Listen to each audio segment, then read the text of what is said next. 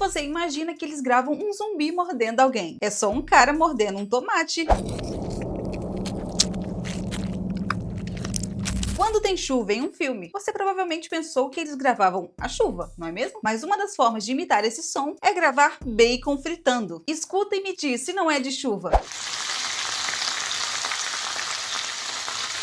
E quando tem um cavalo correndo, você provavelmente pensou que eles gravavam o cavalo galopando. Mas para imitar o som, eles gravam cocos batendo no chão.